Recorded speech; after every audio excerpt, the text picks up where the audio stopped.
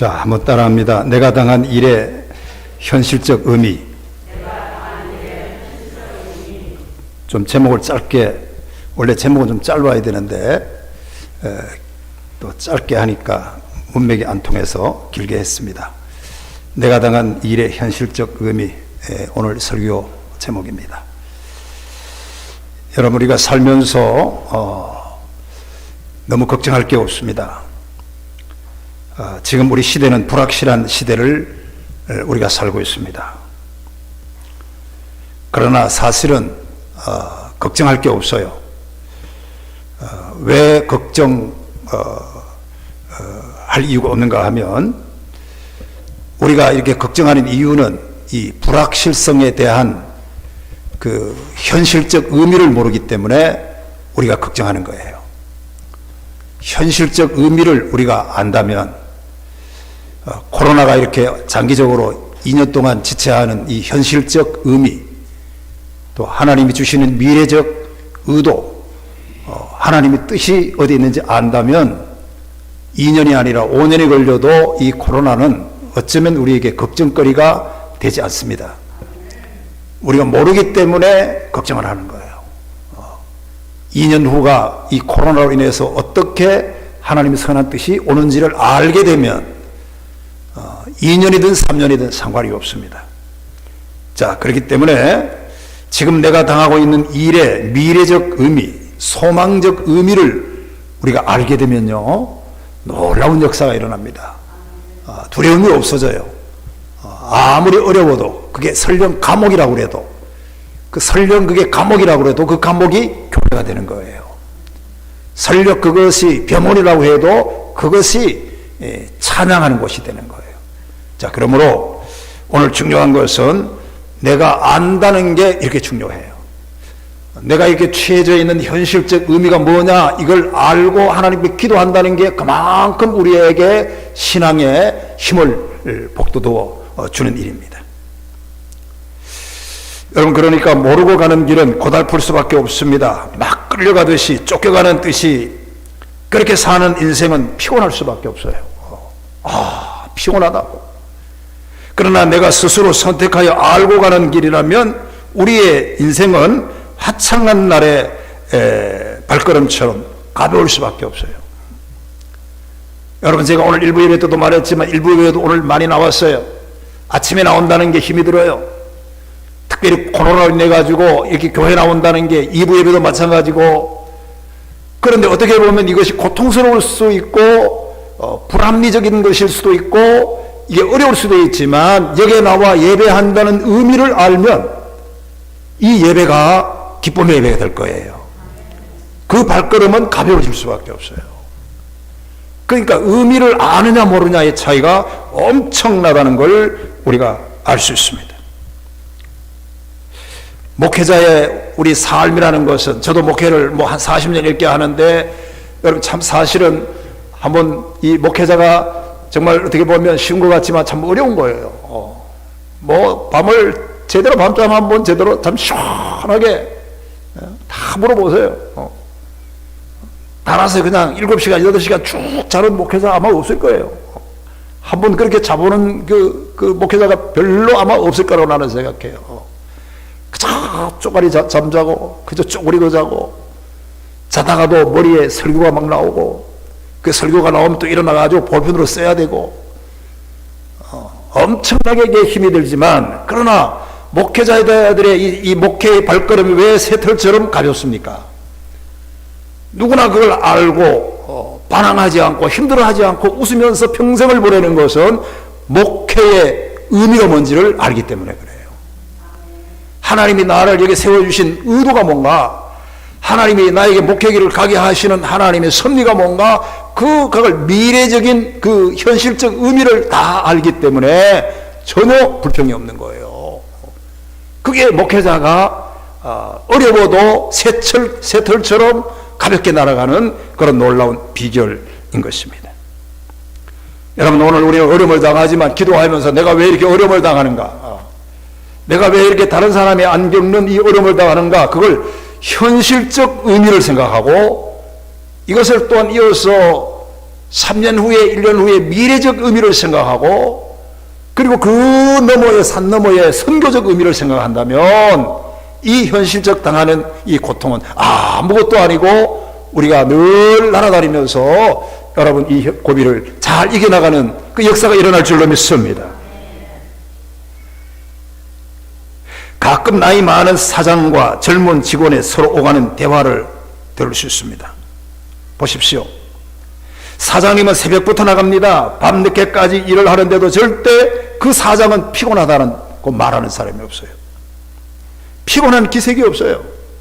사실은 피곤한 거예요. 새벽에 나와서 저녁 늦게 들어오니까요. 참 혼자 다 하는 거예요. 혼자 다 하는 거예요. 그런데 젊은 직원은 어떻습니까? 좀 미안하지만 골골하고 피곤해합니다. 젊었어도 피곤해요. 그래서 그것을 보는 사장이 젊은 사람에게 왜 이 모양이냐, 왜 그렇게 피곤하게 하느냐 책망을 할 때도 있습니다. 차이가 하나가 있어요. 이유가 뭐냐 하면 이 젊은이는 남의 일을 하기 때문에 피곤한 거예요. 반대로 말하면 이 젊은이도 나중에 자기가 경영하게 되면, 자기가 사장이 되고 자기가 경영하면 가벼워지는 거예요. 이 차이예요, 이 차이. 그러니까 여러분 한마디로 말하면 사장님은 자기 일이라고 생각합니다. 자기 마음 가운데 있는 일이라고 생각합니다. 자기가 알고 있는 일이라고 생각하는 거예요. 이 일을 내가 하지 않으면 안 되는 일이라고 자기가 생각하는 거예요. 이 일을 내가 함으로 인해서 여기에 시너지 효과가 뭐가 일어난다는 걸 다 알고 그 일을 하기 때문에 모르고 하는 사람보다 덜 피곤한 거예요. 이게 차이입니다. 그러니까 여러분 이걸 모르고 자꾸 뭐 젊은 직원이나 따라오면 왜 하는지를 모르고 목적이 뭔지도 모르고 하기 때문에 늘 하라는 대로 하고 앉으라면 앉고 그냥 매일 그걸 똑같은 일만 이렇게 하기 때문에 알지 못하기 때문에 그렇게 피곤하다 그런 겁니다. 여러분 그렇습니다. 우리는 이것을 알아야 됩니다. 똑같은 길이라도 가는 길은 멀게 보이는 거예요. 왜? 모르기 때문에 멀어요. 그게. 저도 요즘 새벽기도 마치고 이 올솔길 걷지만 장로님하고 늘 걷지만 요즘은 좀 덜 걷는데 처음에는 저 월계동 쪽으로 가니까 엄청나게 몰더라니까요. 한 40분 걸으니까 힘이 들어요. 몸도 안 좋은데. 그런데 요즘은 여러분 얼마나 그 길이 가깝고 얼마나 그 길이 참으로 좋은 길인지 몰라요. 그 이유를 내가 발견했어요. 이제는 그게 다 아는 길이에요. 아는 길. 어디 가면 벤치가 있고 어디 가면 커피숍이 있고 어디 가면 물 마실 데가 있고 어디 가면 어떤 사람이 나타나고 야 아니까요 이 길이 너무 가까운 거예요. 좀 더 길었으면 싶은 마음이에요.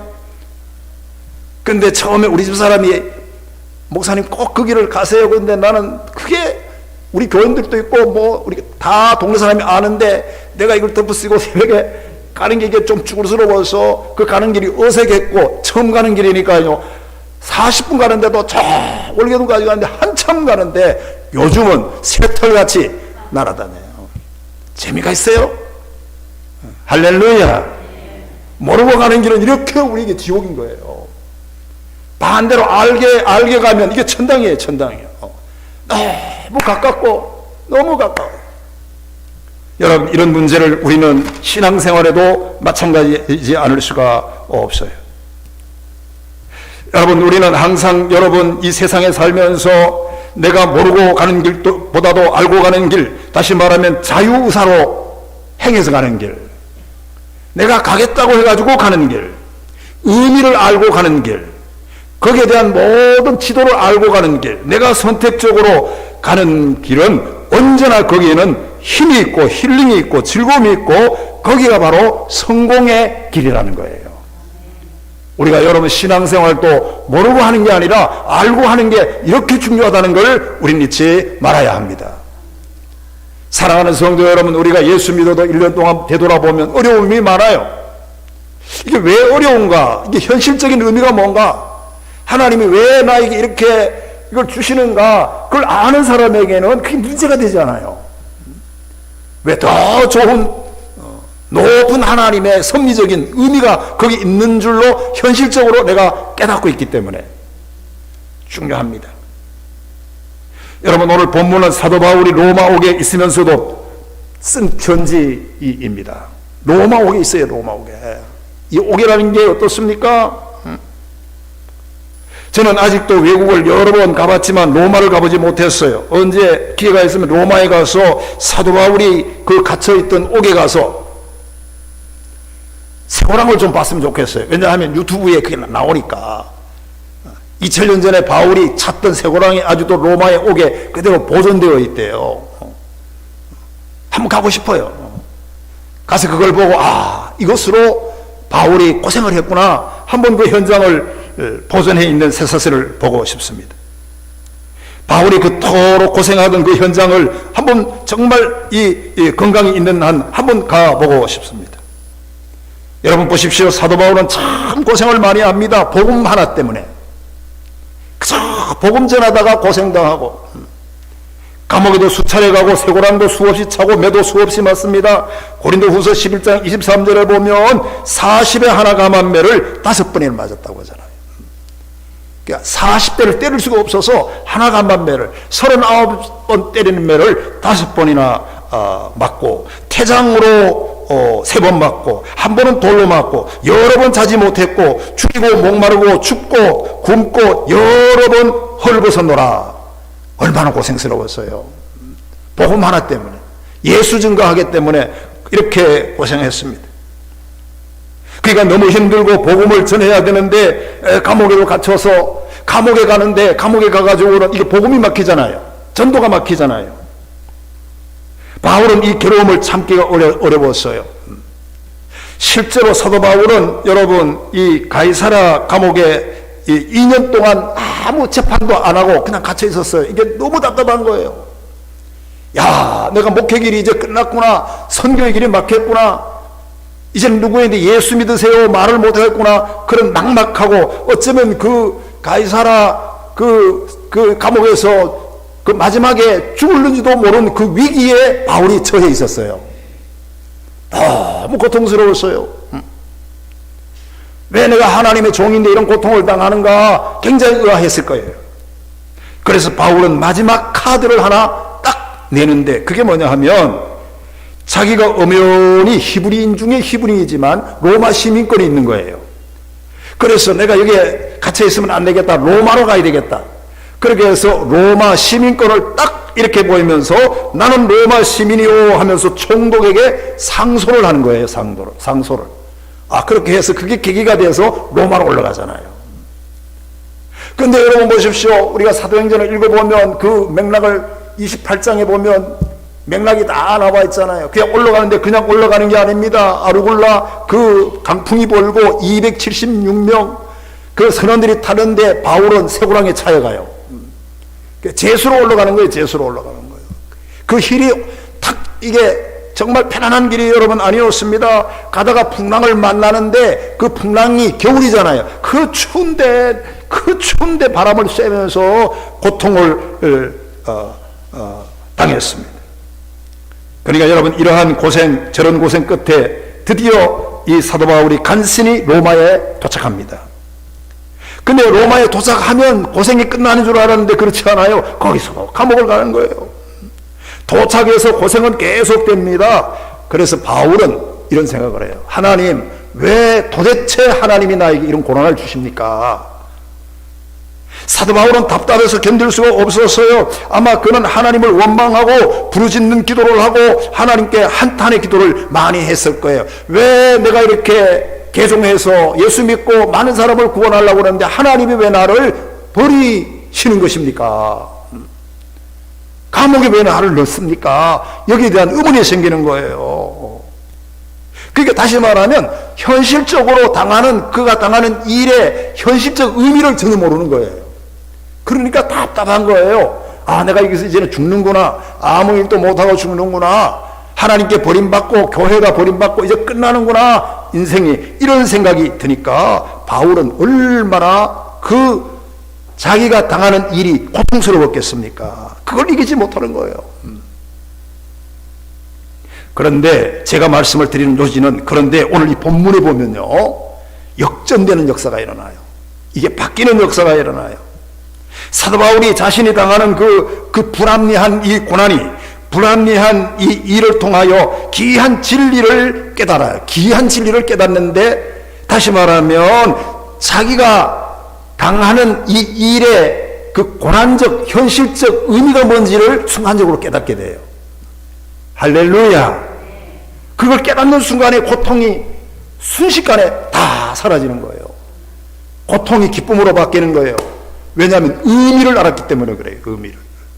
내가 당하는 이 일의 의미, 현실적 의미, 미래적 의미, 선교적 의미를 바울이 깨닫는 순간에 모든 문제가 해결됐어요. 이게 오늘 본문에서 우리에게 주는 놀라운 교훈이에요. 여러분도 항상 기도하면서 지혜로워서 뱀같이 지혜롭고 비둘기같이 순결해서 내가 당하는 이 현실적인 이 고난의 의미가 뭔가 이걸 깨닫고 여러분의 이 마음속에 무거운 짐들을 다 내려놓고 이게 씻어내려가는 힐링의 역사가 일어나기를 주의 이름으로 축원합니다. 오늘 사도 바울이 그렇게 말했어요. 자, 그러면 깨닫는 진리가 뭐냐? 두 가지가 오늘 있어요. 여러 가지가 있지만 저는 시간 관계에서 두 가지를 말하는데, 제일 첫째가 뭐냐 하면 내가 당하는 이 고난의 이 일이 오히려 복음의 문이 열리는 기회가 됐다는 거예요. 이걸 깨달아졌어요. 복음의 문이 더 열리는 기회가 주어졌다는 거예요. 이게 현실적으로 이 일을 당해보고 그런 진리를 바울이 깨닫는 거예요. 그래가지고 손뼉을 아마 쳤을 거예요. 손뼉 쳤다는 말은 없지만 오늘 마지막에 보면 너무 기뻤다는 거예요. 기뻤다는 거예요. 여러분, 할렐루야. 자기가 이 사실을 모를 때는 하나님을 욕하고 하나님을 외반하고 하나님이 나를 왜 버리시는가 한탄의 기도를 했는데, 기도 가운데 하나님 음성을 두고 깨달음이 와서 오늘 이 12절에 그 말이 그대로 있습니다. 내가 당한 일이 도리어 복음 전파의 진전이 된 줄을 알았다 하는 거예요. 여러분, 믿어지시기를 축원합니다. 아, 그렇구나. 그렇지. 그러면 그렇지. 이게 깨닫는 순간에 바울은 세기를 가게 하고 어떤 어려움도 참고 승리할 수가 있게 되는 것입니다. 여러분, 여기서 내가 당한 일은 지금 로마의 감옥에 있는 그 일을 말하는 것입니다. 다시 말합니다. 깨닫기 전에 로마의 감옥에 있는 일은 내가 이것이 정말로 여러분 그 의미를 모를 때는 너무 원통스러웠지만 알고 보니까 이 자리가 참 복음의 자리라는 걸 바울이 알게 되는 것입니다. 사랑하는 성도 여러분, 여기에 전진이라는 말이 있어요. 전진의 기회가 됐다는 거예요. 이 전진이라는 말을 제가 그 어원적으로 찾아보니까 이게 여러분 헬라어로 동사로 되어 있는데 프로콤테인이라는 이 말인데, 이 말의 뜻은 나무를 찍어가면서 전진한다는 뜻이에요. 그러니까 우리가 전쟁을 하게 되면 여러분 이기려면 앞에 숲이 있잖아요. 숲을 두고는 전진이 안 됩니다. 그 숲을 칼로 다 빼내고 뒤에서 그 아군이 들어가야 전진할 수 있습니다. 여기서 그런 뜻의 그 의미가 바로 전진이에요. 전진. 여러분, 그러니까 하나님이 나에게 왜 이런 게 고통을 줍니까? 이가 당하는 일을 왜 있게 합니까? 그 의미를 생각해 보니까 앞으로 나가게끔 하는 하나님의 전진의 의미가 있다는 말이에요. 여러분, 믿어지시기를 주의 이름으로 축원합니다. 나를 못 나가던 걸 나가게 하게끔 하기 위해서 그 일을 했다는 거예요. 막혔던 숯불의 담을 다 치고 앞으로 나가도록 나를 만들어주기 위해서 하나님이 지금 로마 오게 가다 놨다는 거예요. 그게 전진의 의미라고 하는 것을 우리가 잊지 말합니다. 여러분, 그러니까 바울은 자기가 감옥에 갇혀 있는 그 자기가 당한 일이 복음의 문을 닫는 사건인 줄 알았는데, 오히려 그 문을 더욱 활짝 여는 전진의 사건으로 이제 진리를 깨닫게 되는 거예요. 아, 그렇게 했더니 바울이 모든 문제가 해결되고 기쁨으로 선교를 하게 된 줄로 믿습니다. 여러분, 우리도 마찬가지입니다. 우리도 살다 보면 이런 일 저런 일 다 당합니다. 그러나 그것을 내 중심으로 보면 낙심할 수밖에 없어요. 내 머리로 보면요, 왜 이게 안 되는가 낙심합니다. 그러나 여러분, 그것을 관점을 담아서 이걸 하나님의 생각으로 봐야 됩니다. 하나님 입장에서 거기 보면 거기에 전진의 의미가 있고, 거기에 회복의 의미가 있고, 거기에 능력의 의미가 있고, 소망의 의미가 담겨져 있는 줄로 믿습니다. 하나님이 나를 앞으로 좀 더 나가라고 고난을 주는 거예요. 수풀을 베면서 앞으로 나아가라고 복음의 진보가 됐다. 바울은 그런 고백을 하는 말씀을 여기에 있습니다. 여러분, 사도행전 8장에 보면 예루살렘 교회가 핍박을 받아 사방으로 흩어졌다는 거예요. 그런데 더 중요한 것은 그 흩어진 사람이 두루 다니며 복음을 전했다는 거예요. 여기에 흩어졌다는 이 단어가 중요한 거예요. 여러분, 내 생각으로 말하면 흩어지면 이거는 죄악인 줄로 생각합니다. 흩어질 때 왜 흩어져야 되는가? 왜 우리를 이렇게 흩어버리는가? 불평이 나올 수밖에 없어요. 내 생각으로만 말하게 되면. 그런데요, 이 고난을 왜 당하는가? 왜 재산을 뺏기는가? 왜 사방으로 이 중요한 예루살렘 고향을 두고 지방으로 이게 다 내려가게 하는가? 의심스럽지만 사실은 알고 보니까 그것이 복음이 증거되는 능동적인 작동을 하게 되는 결과가 됐다는 거예요. 그러니까 흩어지는 것이 오히려 능동적인 사건이 됐다는 거잖아요. 이걸 우리는 알아야 되는 거예요. 흩어질 때는 불평이 많아요. 왜 내가 이렇게 손해를 보는가? 내가 왜 병이 드는가? 내가 우리 가정이 이렇게 몰락하는가? 어려운가? 흩어지는 것만 생각하면, 내 생각으로 생각하면 이게 문제가 풀리지 않아요. 그런데 그 사건을 통해서 예루살렘 교회는 흩어져서 오히려 복음의 능동적으로 그 복음이 안디옥 교회까지 퍼져나가는 역사가 능동적으로 일어났다는 거예요. 그러니까 현실적 의미를 알면 흩어지는 건 문제가 아니에요. 현실적 의미를 알면 내가 당하는 이 어려움의 문제는 아무 문제가 여러분 될 수가 없습니다. 그러므로 여러분, 우리는 언제나 능동적으로 생각해야 합니다. 나는 실패할 수 있습니다. 그러나 하나님은 절대 실패하지 않는 분입니다. 나는 감옥에도 갈 수 있습니다. 그러나 하나님의 말씀은 절대로 감옥에 갇혀 있는 말씀이 아닙니다. 어쩌면 감옥에 갇혀 있을지라도 하나님의 말씀은 그 감옥 속에서도 더 능동적으로 더 큰 놀라운 역사가 이루어지는 역사를 만들어낼 것입니다. 그러므로 언제나 무슨 일을 만나든지 어떤 고통의 사건을 만나든지 늘 능동적으로 생각하고 소망 가운데서 고통을 잘 이겨내야 될 줄로 믿습니다. 어떤 책에 보니까요, 소망에 대한 상징이 여러 가지가 나와 있어요. 그 중에 하나가 소망이 뭐냐? 상징하는 게 날개라는 거예요, 날개. 참 맞다라는 생각이에요. 여러 가지가 있어요. 별도 있고요. 소망은 별이다. 또 소망은 새싹이다. 그게 소망이라는 거예요. 그런데 내가 말하고 싶은 것은 날개라는 게 하나 있어요. 날개. 이런 얘기입니다. 어떤 새가 나무가지에 앉았습니다. 그런데 그 나무가지가 썩어가지고 부러지고 말았어요. 그런데 그 새는 썩은 나무 가지와 함께 땅에 절대로 추락하지 않았습니다. 왜냐하면 그 새에게는 날개가 있기 때문입니다. 오히려 이 새는 날개가 있기 때문에 그 날개를 펴서 공중으로 날아 더 든든한 나무가지에 가서 앉았다 하는 그런 얘기입니다. 맞습니다. 여러분, 우리가 살다 보면 여러분 믿었던 내 인생의 나무가지가 부러질 때가 참 많아요. 나는 50까지는 건강하겠지. 나는 60까지는 건강하겠지. 그런데 어느 날 내 인생의 건강의 나무가 부러져요. 나는 사업을 하는데 잘 되겠지. 10년 한도 잘 되겠지. 50년 하면 잘 되겠지. 그렇게 믿었는데 어느 날 사업에 내 인생의 나무가지가 뚝 부러지고 말아요. 그것이 한두 가지가 아닙니다. 어떻게 보면 여러분, 우리는 이 세상이라는 것은 다 썩은 나무와 같기 때문에 언젠가는 그것이 썩고 부러지게 되어 있습니다. 그러나 문제는 이런 때에도 우리에게는 소망이라는 날개가 있는 거예요. 믿어지시기를 축원합니다. 다 썩어내리지만 우리는 같이 그 나무와 함께 추락해가지고 거기서 쓰러질 수가 없어요. 왜냐하면 소망이 있기 때문입니다. 하나님에 대한 소망, 우리는 하나님의 나라에 대한 소망이 있어요. 이 소망이라는 날개가 있으면 절대 추락하지 않고 오히려 날개를 펴가지고 더욱 높은 곳으로 비상할 수가 있는 것이 날개예요.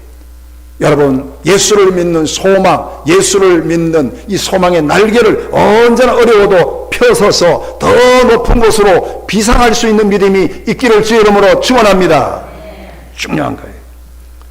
여러분, 걱정하지 말아요. 능동적으로 생각해요. 날개를 펴요. 더 높은 곳으로 날아올라요. 반드시 여러분이 지금 당하는 일이 오히려 더 큰 희망의 문이 열리는 기회가 될 줄로 믿고 소망 가운데 승리해야 합니다. 아까 제가 찬송을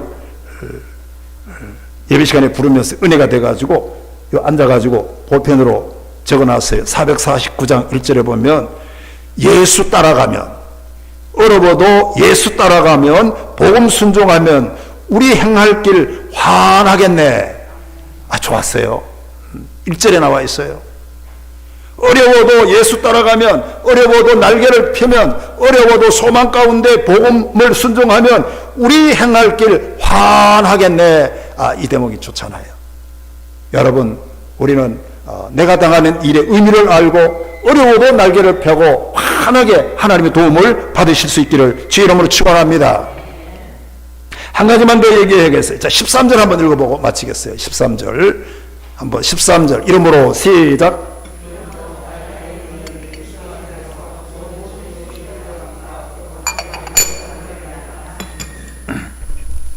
자, 요 얘기 잠깐 하고 마치겠어요.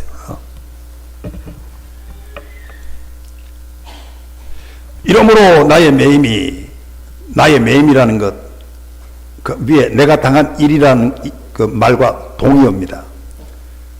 그리스도 안에서 모든 시위대 안과 그 밖의 모든 사람에게 나타났다는 거예요.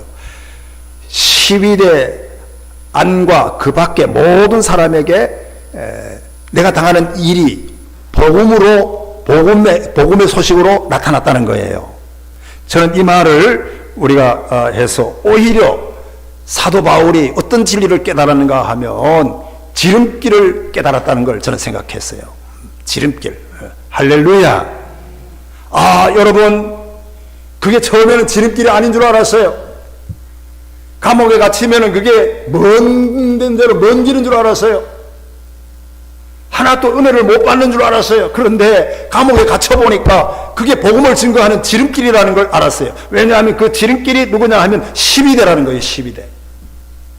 12대가 지름길의 역할을 해서 복음 증거하는데 지름길의 역할을. 여러분, 이 12대라고 하는 말은 한마디로 말하면 경호 십장들이에요. 경호원들이에요. 대통령을 위해서 감옥을 지키는 경찰들이에요. 경찰들. 그런데 여러분 한번 보십시오. 이 시위대가 바울을 지킵니다. 감옥에서 지켜요. 이 착고를 차고 쇠사를 차고 지킵니다. 꼼짝을 못합니다. 그런데 이 시위대가 옆에 와가지고 바울을 가만히 쳐다봅니다. 왜 지켜야 되니까요. 그런데 여러분, 이 시위대가 하루에 한 사람씩만 이게 병사가 교대해도 한 달이면 30명이 교대가 되는 거예요. 근데 1년이면 300명이 교대가 되는 거예요. 그런데 시위대가 자기를 지키는 가운데 가장 가까운 사람인데 지켜보면서 바울이 가만히 있었겠느냐 이 말이에요. 절대로 가만히 있지 않았어요. 지키는 병사에게 선생님, 예수 믿으세요. 예수 믿으면 구원받습니다. 그 말을 했을 게 분명한 거예요. 할렐루야. 그래서 오늘 성경에 보니까 그 결과가 어떻게 나왔느냐. 300명이 복음을 받고 병사들이 그 12대가 안팎으로 다 믿음이 증거가 됐다는 거예요. 복음의 소식을 듣고 예수 믿고 구원받았다, 그런 얘기예요. 그러니까 사도 바울이 감옥에 간 것이 오히려 지름길이 됐다는 거예요. 지름길이. 여러분, 이것을 우리가 아는 게 얼마나 하나님의 은혜인 줄 몰라요. 여러분, 지금 어려움을 당하는 이것이 여러분이 건강하게 되는 오히려 지름길이 되는 줄로 믿습니다.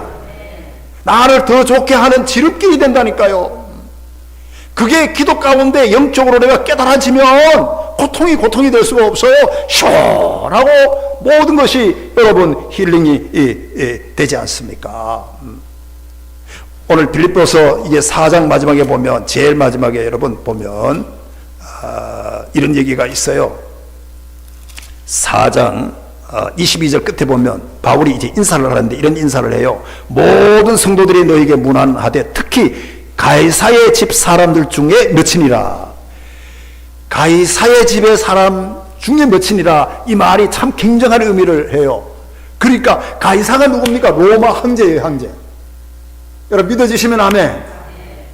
복음이 로마 옥에 갔는데 복음이 얼마나 그 고관들로 하여금 그 시위대로 하여금 그 복음이 들어갔는지 가이사의 몇 사람, 그 집안의 몇 사람도 예수 믿고 구원받았다는 거예요. 그 사람들이 나와 함께 너에게 빌립보 교회에게 문안 인사까지 한다는 거예요.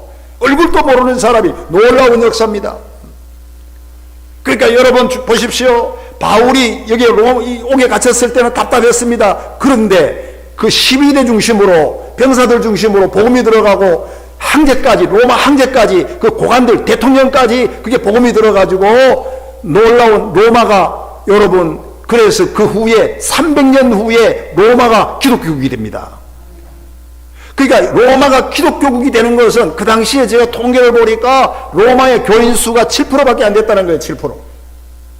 7%밖에 안 됐는데 로마가 기독교국이 될 수가 없잖아요. 그 이유는 고관들이 7% 안에 다 들어있기 때문이에요.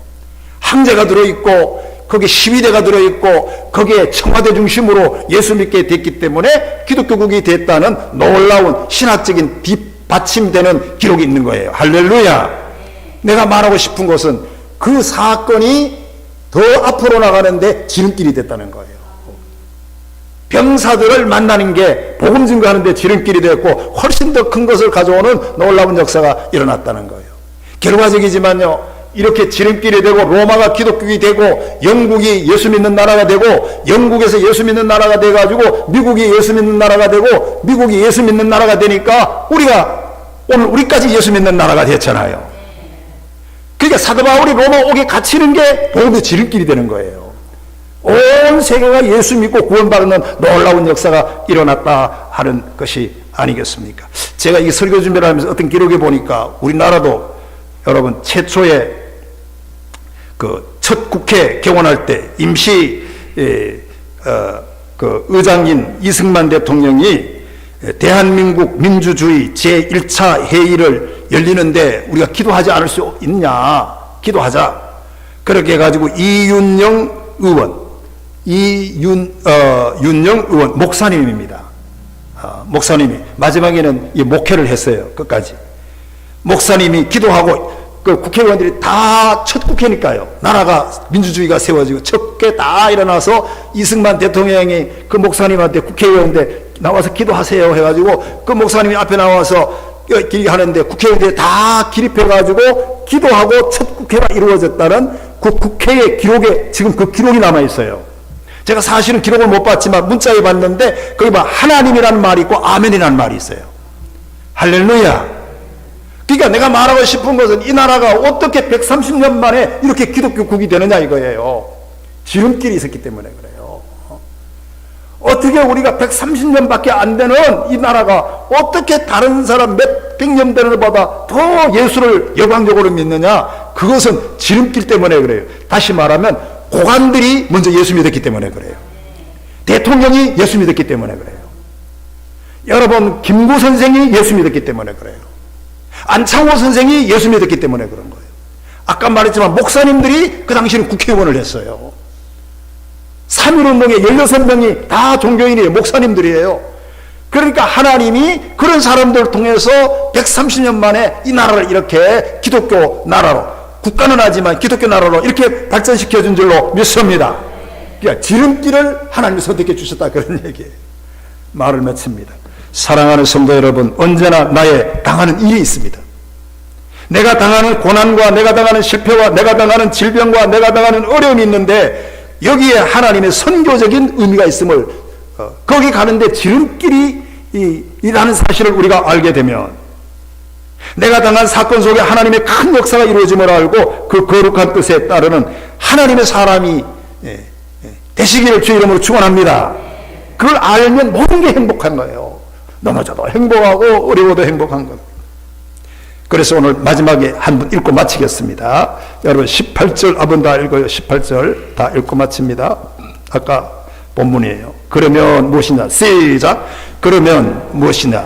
거칠어나 하나 참으로나 하나 무슨 방도나 하든지 전파되는 것은 그리스도이니 이로써 나는 기뻐하고 또한 기뻐하리라. 바울이 결론이에요. 할렐루야. 모르고 증거해도 그냥 하고 거칠으나 참으로나 몰라요. 어떻게 하든지 몰라요. 그렇게 하는데 전파되는 것은 그리스도니 그걸 알기 때문에 모든 것이 기쁘다 하는 것이 사도 바울이 오늘 우리에게 주시는 교훈이에요. 여러분, 우리가 언제나 우리가 의미를 알고 기쁘게 사는 저와 여러분들이 되시기를 다시 한번 주의 이름으로 축원합니다. 거룩하신